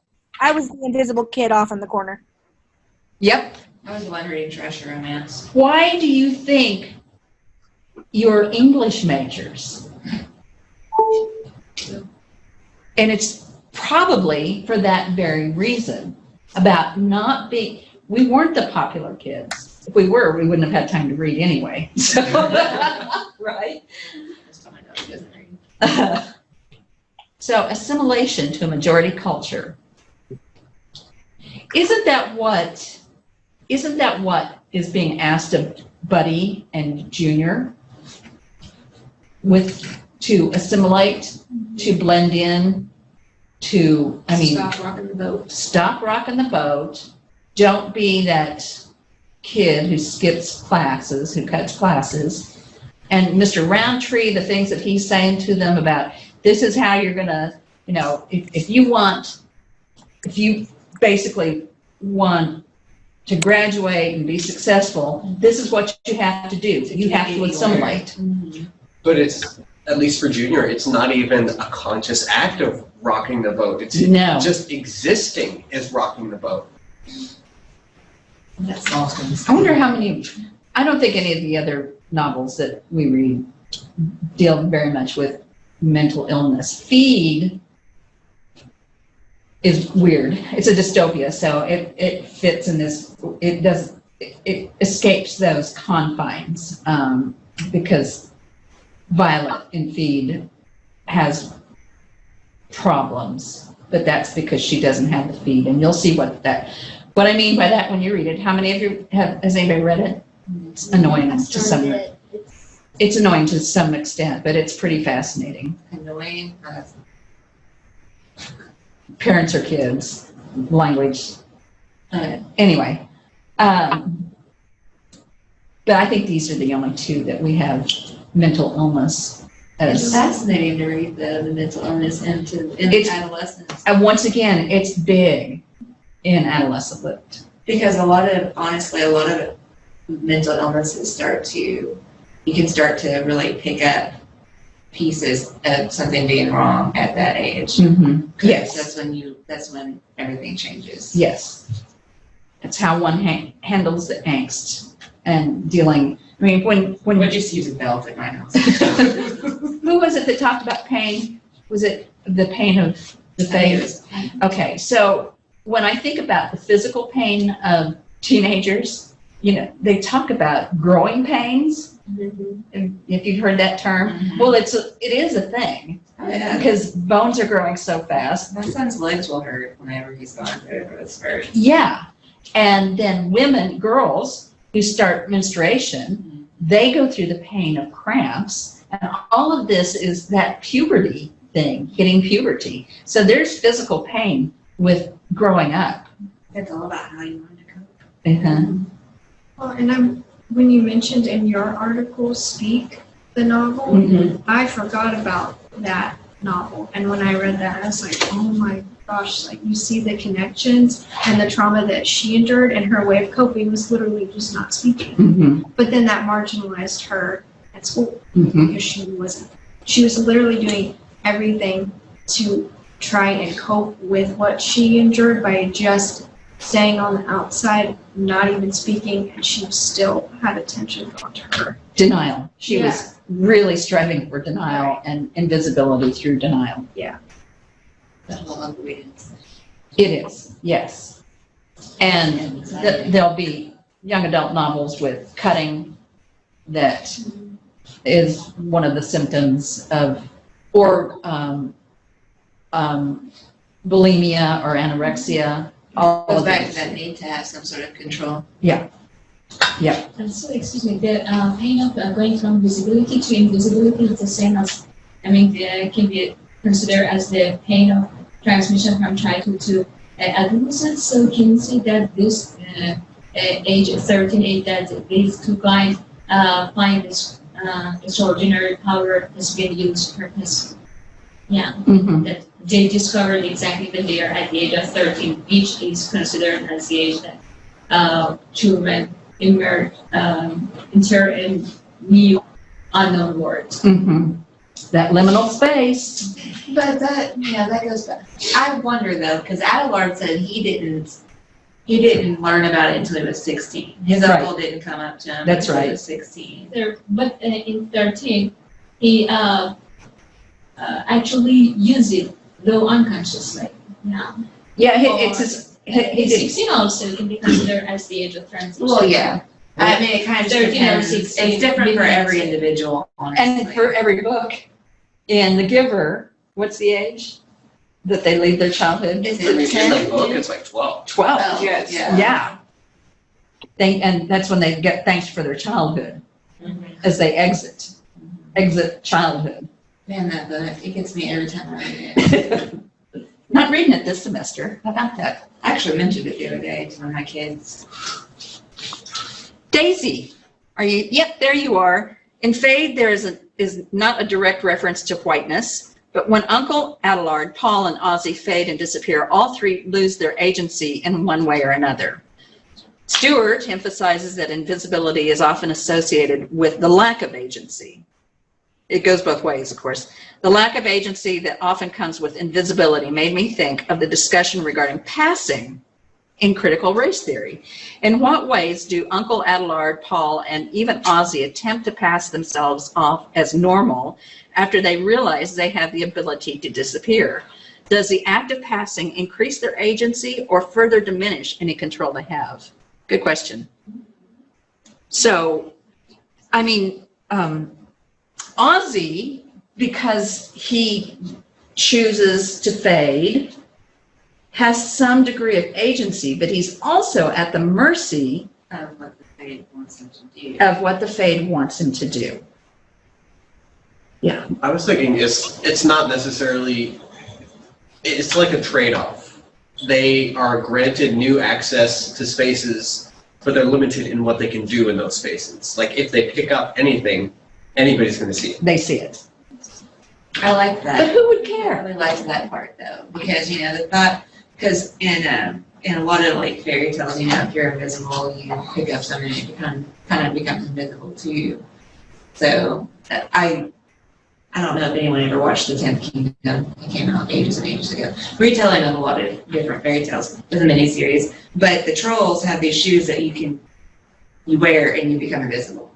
And anything that you touch or have on your person will become invisible. So like if I was wearing it and I touched Alex, he can become invisible.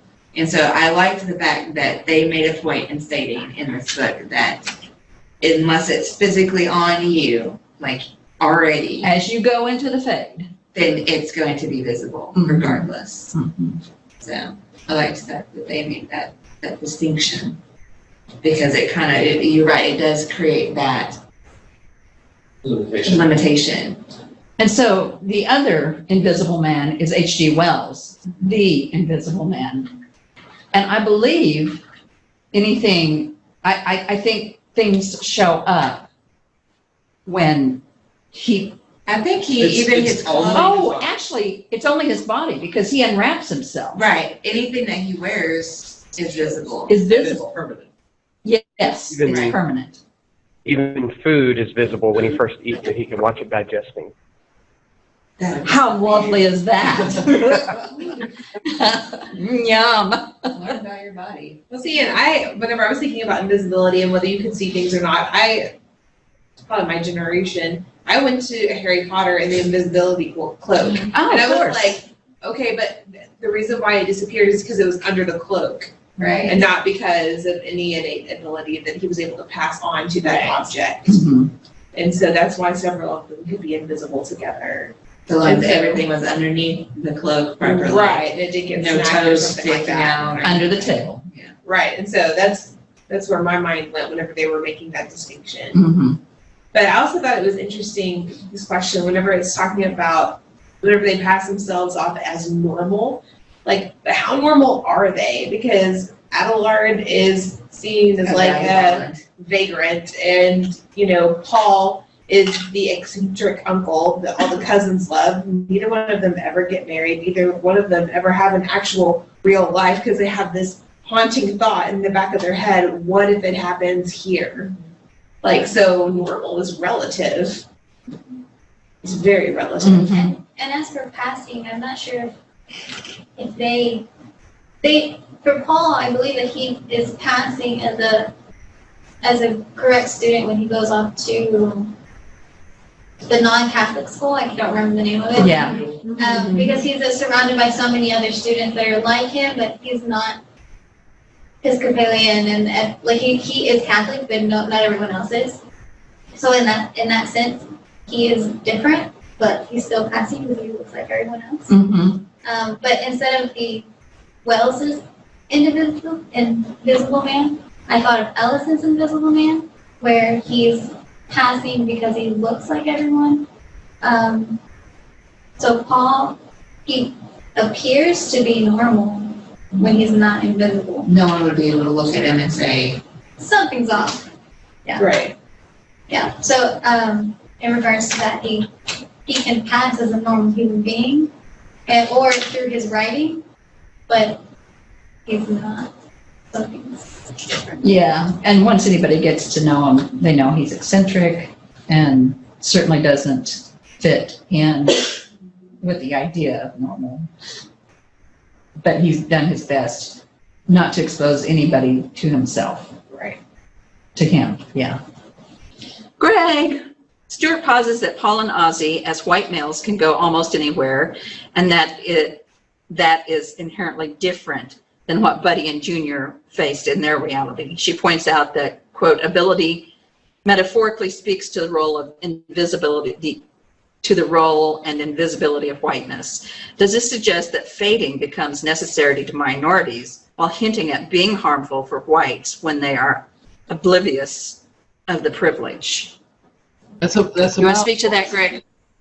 Yeah, I think what was going through my mind at the time was, so in order for, like Junior and Buddy to survive, they had to kind of disappear, and I was really getting that from and I enjoyed your article, by the way. Thank you. Yes, ma'am. So I'm thinking, okay, that what you're saying makes sense, but then are you also saying in that whenever the whites try to assimilate and want everyone to really assimilate to white culture and fade out and not look at the individual cultures, that's when it's harmful for them to do. So I don't know if that makes any sense or not. Well, so when they're oblivious to the fact that why aren't these outside cultures assimilated to us or act like us, or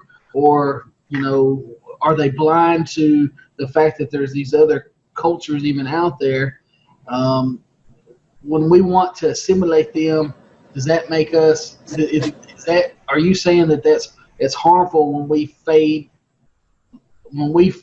fade other cultures out, and when the other cultures are fading, they're doing it for maybe survival purposes or trying to adjust and so on and so forth.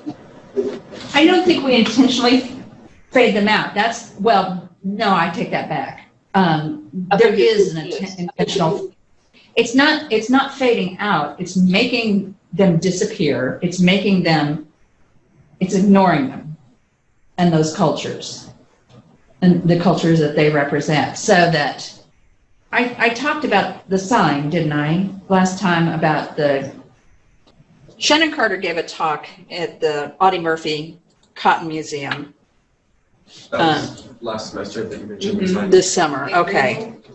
The whitest people on the blackest land. Uh-huh. Well, the explanation I was given when I asked about it as a kid, I was like, holy cow. It was meant to be, we're the most honest people and we have the richest land. So. Right. Back long time ago, this is way long ago, it was when I was married, and I think I got divorced in 1988, so you know how long it's been. Somebody told my husband, who was tall, blue eyes, blonde hair, somebody said to him, well, that's mighty white of you. And it was a common expression. So what does it mean for somebody to say, that's mighty white of you? They would have been, that's rather honest of you. Yes. So Still hear that. Still hear that saying around here.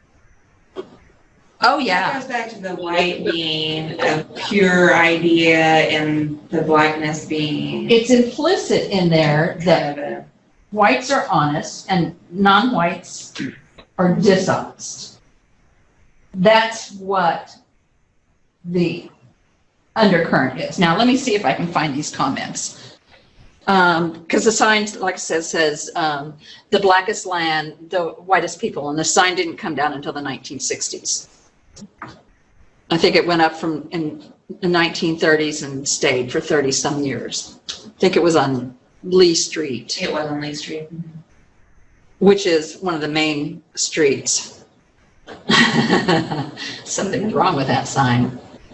I never thought of this sign as being racist. I understood the meaning of the sign explained by my parents. It was sad that it was removed from Lee Street. As a child, I remember well that African Americans eating in the back room of the Lone Oak Texas Cafe, African Americans having to sit at the back of the bus. God, am I being Freudian or what? White-only bathrooms and water fountains in the courthouse. As a young child, I thought it was kind of sad that they had to eat in a back room. I can remember asking my mother why they ate in the back instead of being out in the front area. Things do change, and generally changes are for the betterment of everyone. I don't know what that means. Well, it's an internet comment. I was like, it's an internet comment. I grew up near Greenville, and it was always known as pure and good people and not the color of the skin. It seems in this day and age, and don't ever use the word day and age, whatever that means. So many people try to find the ugliness in everything instead of the good. Sad. There was a sign on Highway 380 entering town from the west as well as the one shown in the photo. It was removed as well. So this still dominates. This attitude still dominates, especially among older people who have. Anyone that was around during the time. Anybody, yeah. Oh, there's nothing racist about that. Well, let's take that apart. Intention. Well, it's like intention. Set the intended definition of the sign aside. How is it being read and contextualized? That's right. So, and it's being contextualized pre-civil rights movement and into the the civil rights movement. When, as that one woman pointed out, blacks are separated in every way possible from whites.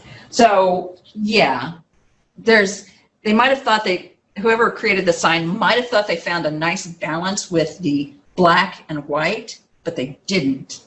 It is racist, whether intentional or not.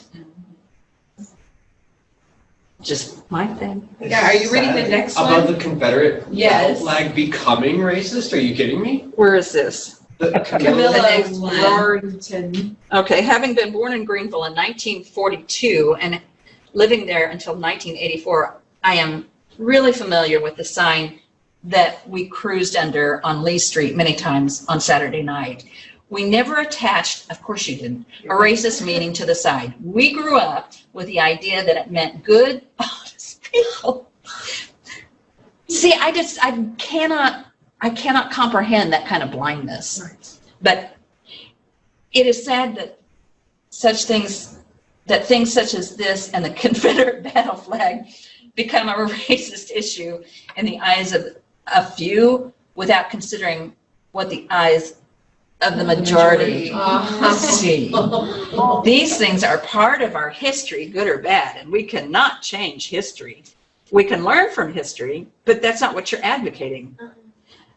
We can learn from history and work to make our present and future better, which would probably be Confederate flags waving like crazy and that sign back up. I just feel like opinions like that are just lazy too. Yes, Like, you're right. Lazy. Lazy. Sorry. No, I'm not. If any of you believe that, get rid of it. I'm not going to apologize for calling that racist.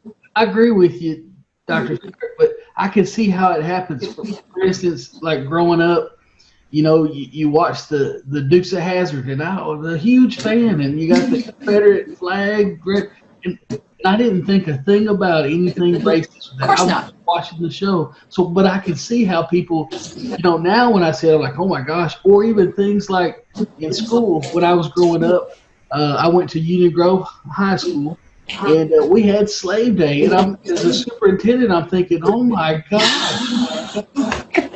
We had that too. What is that? It's where. What's your Slave Day? For us in high school, that first of all, we had no minorities. Okay, so it was just we didn't either.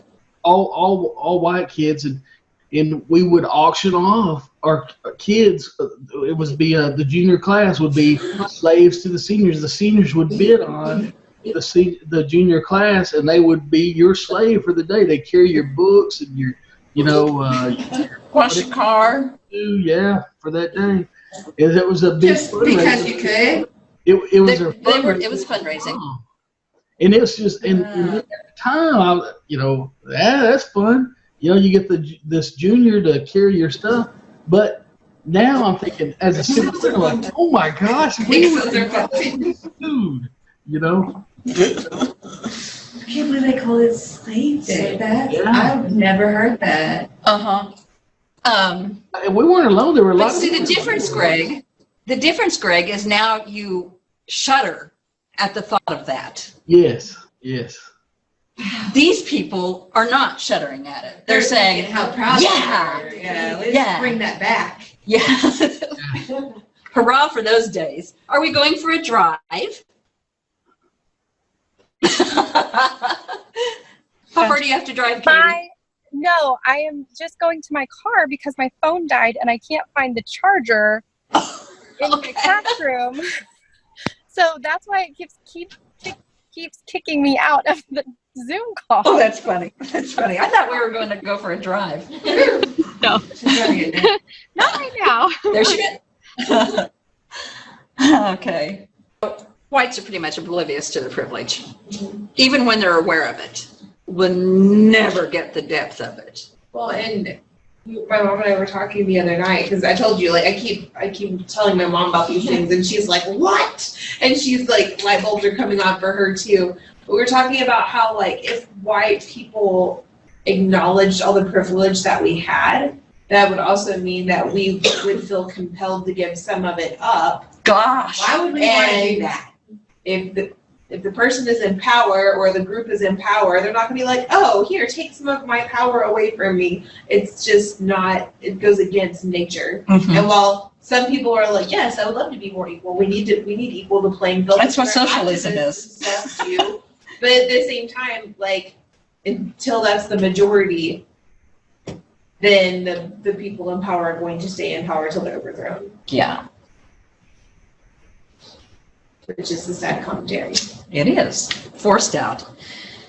So Jeremy, the fade is implied to have a biological origin, passing to males in a family like recessive traits, but the behaviors of the fade, anxiety, withdrawal, antisocial behaviors, paranoia, poor impulse control, have been associated with bad character or a tainting of one's soul. Ultimately, the fade cannot be controlled by the individual, either appearing unexpectedly in episodes as with Paul and Abelard, or taking over completely as with Ozzy.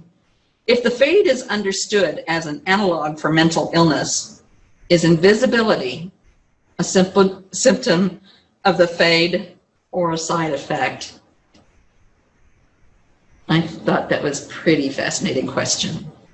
And I put left-handedness down because I saw a report this morning or yesterday or something that left-handedness is hereditary. Mhm. It's in the DNA. It's somewhere in my family. I might be the only one who uses it though. It's hereditary. So I couldn't help but to bring that up. I'm the only one in my family who is displayed left-handedness, and it's just a problem. And I've noticed other things that many artists I've seen are left-handed. And it's only 1 out of 11 people that are left-handed. Yeah. So I'll have to say about left-handedness. I argued with my psychology professors about that. Yeah? Because, I'm left-handed. And you're very artistic. I am, yeah. Yeah.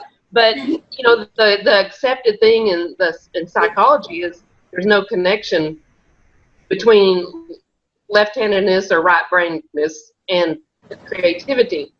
But I personally, I just don't agree. I argued with him about it. I think that there is. Because look, I like do you said, too. look at all the artists. Kurt Cobain. he Almost was every left-handed. artist. Almost Kurt all of Cobain them was are like ambidextrous. super angsty artists. Jeremy?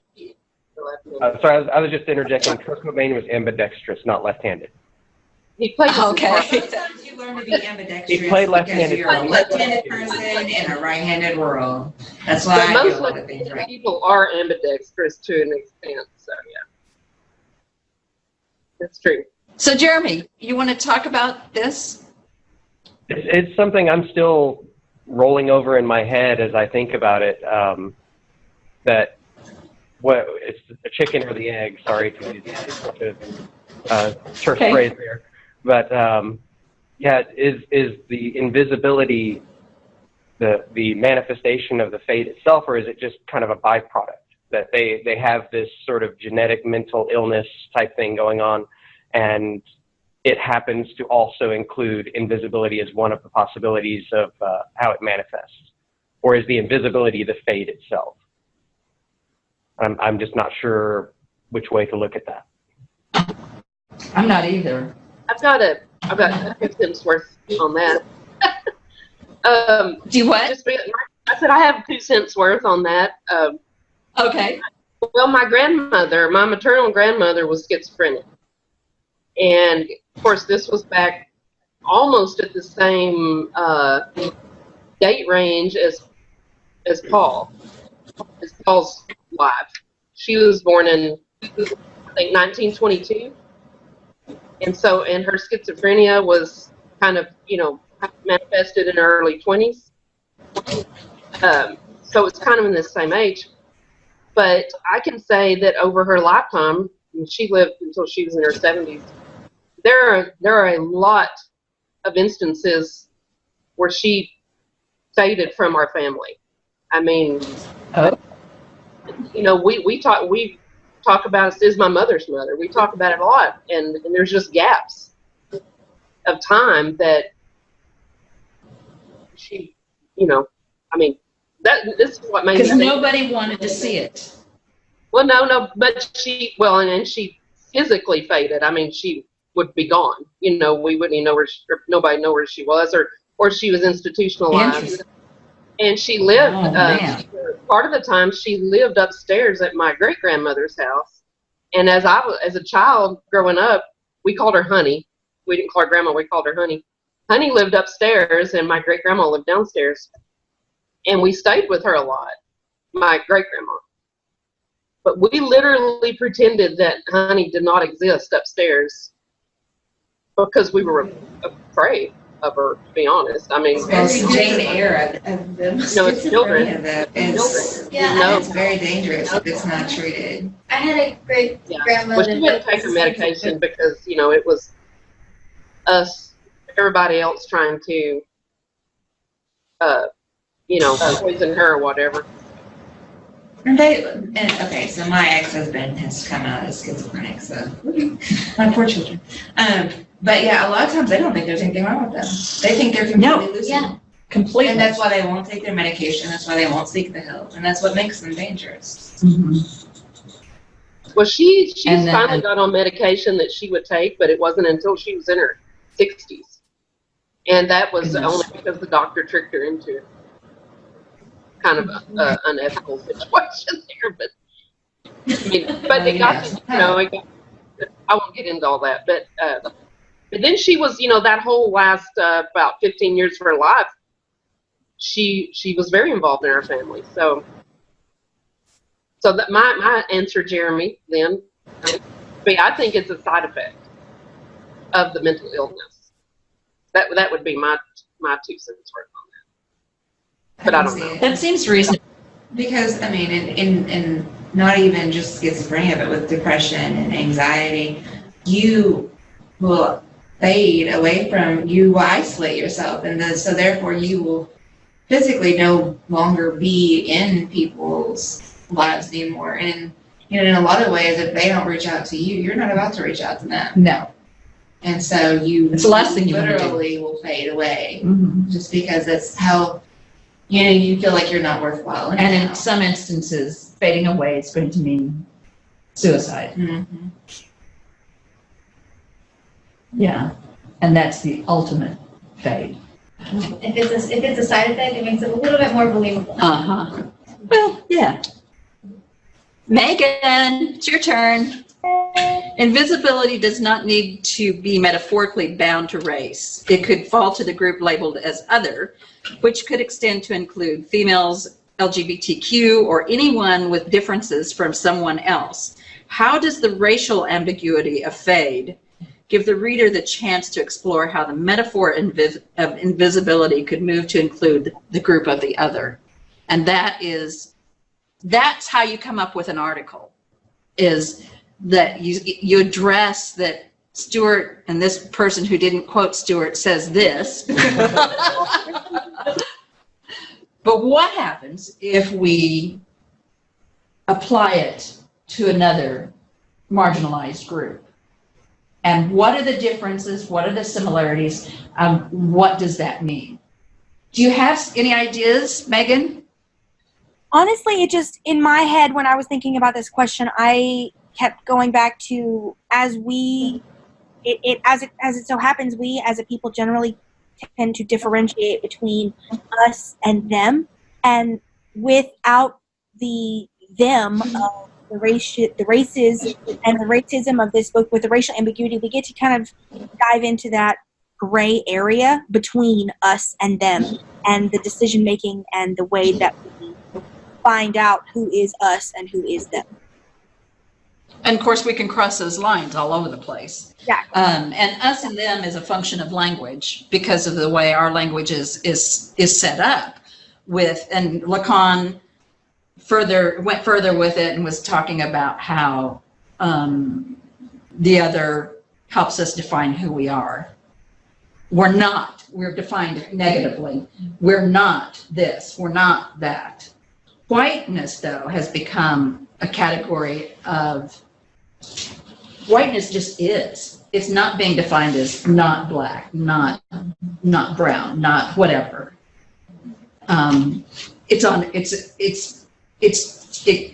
became the default. The default. What's that word? That fancy word I like that begins with H.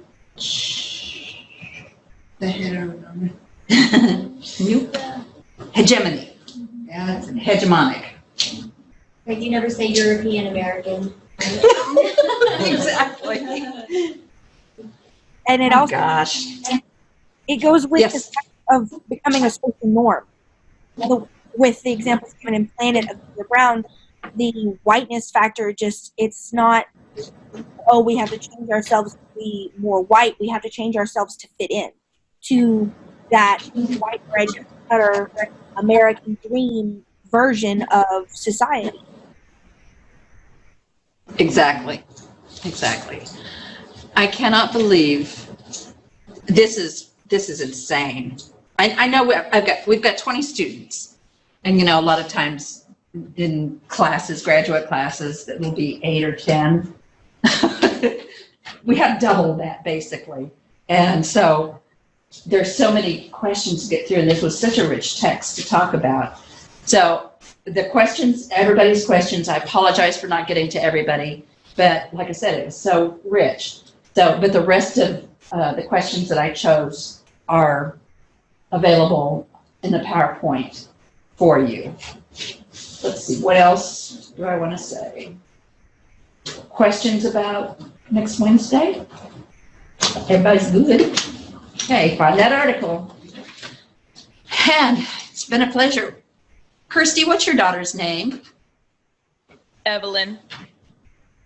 Evelyn? Evelyn. I favor that name. Yeah, you both a daughter. I have an Evelyn too. Yeah. So it's so good to see everybody. I love this class. Gosh. Wow. Dr. Stewart, I don't know if you heard me earlier or if you can hear me now, but Jen and I have been kicked out and brought back in and kicked out and brought back in, so. Yeah, there's rain on my way home. Yeah. I would just here. make I don't sure know if that you it's get the storms or. Just make sure you get the beginning of the class so that you get discussion of the assignments coming up. That's really important. Okay. Let me know if you yes, have I'll questions. let her know. We'll watch that. Okay, yeah. And anybody who came in late, please watch the beginning of the video or whatever this thing is, the lecture. And I'll get it posted as soon as I get the link to it. Be well. I enjoy this class. I love this class. Oh my goodness. All right, I'll see you next Wednesday.